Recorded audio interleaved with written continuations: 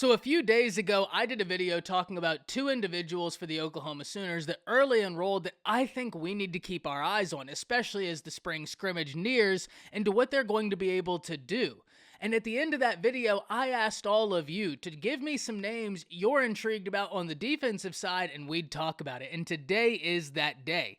So with that being said, we're going to talk about some of the names you all brought to my attention. We're going to talk about some of the names that I think we need to keep an eye on, and it's going to be a lot of fun. But before we do any of that, you all know the drill. I need to hear from you. Hop down to the comments, Y for yes, N for no. Are you excited about the class Brent Venables brought in on the defensive side of the ball? And let me know what you're thinking. If you are new to the channel, be sure to subscribe, hit that bell notification as I do constant college football content. We're on our push to 15,000 subscribers, and I would love to have you a part of our community. But if you did enjoy this content, like and comment down below, as those interactions, though small, are monumental in getting content creators such as myself picked up and maintained by the YouTube algorithm. But with all that being said, we need to hop right into this, and I'm going to start with some honorable mentions, because there was one name that wasn't brought to my attention that I was quite frankly a little bit surprised about. And had he been an early enrollee, he would be on this list, and that's none other than the defensive lineman Grayson Holton.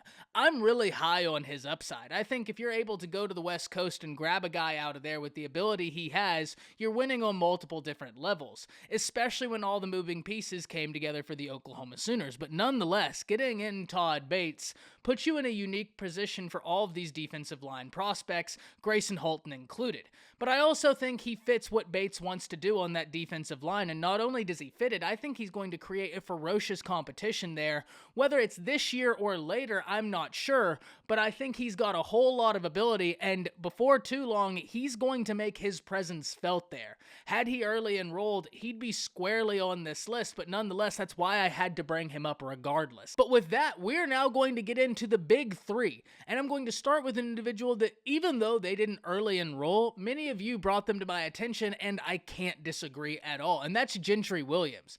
Getting Gentry Williams into Oklahoma's class was a major win for Brent Venables and company. Look, being the top player in the state of Oklahoma made it to where that was a guy you were going to do everything you could to keep home. Not only because he was the top player in the state of Oklahoma, but because he is in a position of need for the Sooners.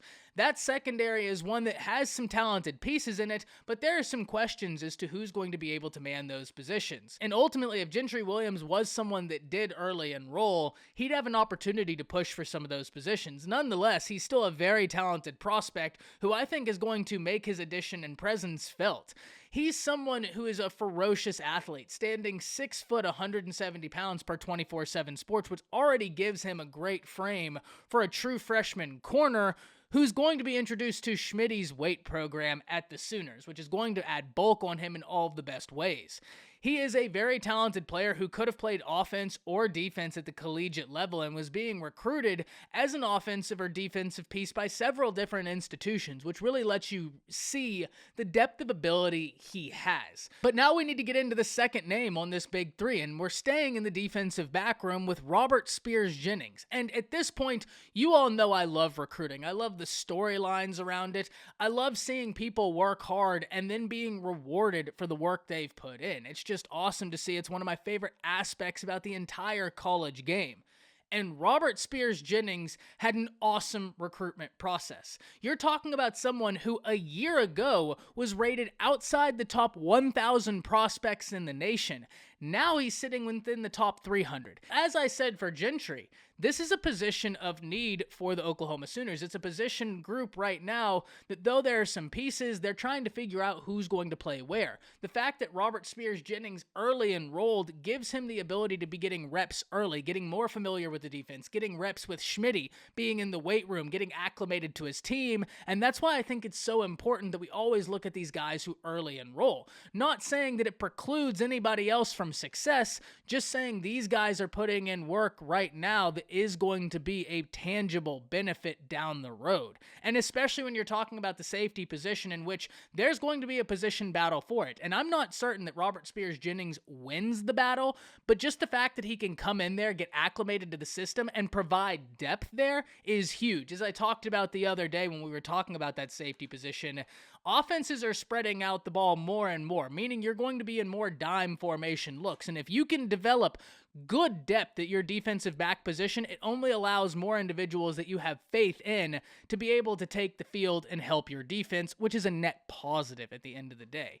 So it's something that we have to watch, and ultimately, this is a very talented prospect, someone that probably could have been playing at the Division I level on the offensive side of the ball as well, much like Gentry Williams. So those two are going to be a ferocious duo for the Sooners. I know Oklahoma fans are incredibly excited about both of them, and deservedly so. But that moves us into our last name, and admittedly, I'm going to cheat a little bit here, and I know you can let me hear it down in the comments, but you'll see. The last name we're going to talk about is in the linebacker room for the Oklahoma Sooners, because so many of you have continued to talk to me about Jaren Kanak. And look, deservedly so, when you see the measurables he's put up as someone who should be in high school right now. I mean, that kid right there should be in a chemistry class right now, walking and wondering what they're about to serve for lunch. Nonetheless, he's with the Oklahoma Sooners, turning heads already, and I don't expect that to slow down. He's someone that during the recruiting process, Clemson wanted very bad, ultimately able to get him in, but Clemson wasn't alone. Several different institutions had picked this kid out and said, "You're someone that we think is kind of flying under the radar, and we want you in." My Crimson Tide were one of those programs. Ultimately, he ends up with Brent Venables in Oklahoma, a great win for Brent Venables and the Oklahoma Sooners, especially with Venables being a linebacker coach. And because of that, that's why Jaren Kanak is on this list. Because the Oklahoma linebacking core does have some pieces, but they were a unit that got picked on a little bit last year. With Brent Venables coming in, there are going to be sweeping changes to that room, naturally. He's a defensive-minded guy, but more specifically, he's a linebackers guy. So he's going to be very hands-on in that department. And when you have a true freshman, such as Jaren Kanak, that's putting up the 40 time that he does, that's putting up the weight room stats that he is, he's going to be hard to ignore, and I'm not saying any of that leads to a successful college football player. We've seen guys who are fast make fast mistakes. We've seen guys who are strong not be able to live up to the expectations. But whenever you put it all together this early, it is certainly intriguing, and there's just no arguing that any other way, right? This is someone who we do have to keep at the forefront of our minds. He's someone we have to watch. But because Brent Venables is a linebackers coach, I'm also going to add in Kobe Mckenzie to the fray, someone that Oklahoma Sooner fans have been over the moon they were able to add into this class. Mckenzie, hailing from the state of Texas, is a thumper at the linebacker position, and he is going to make his presence known in the middle of the field.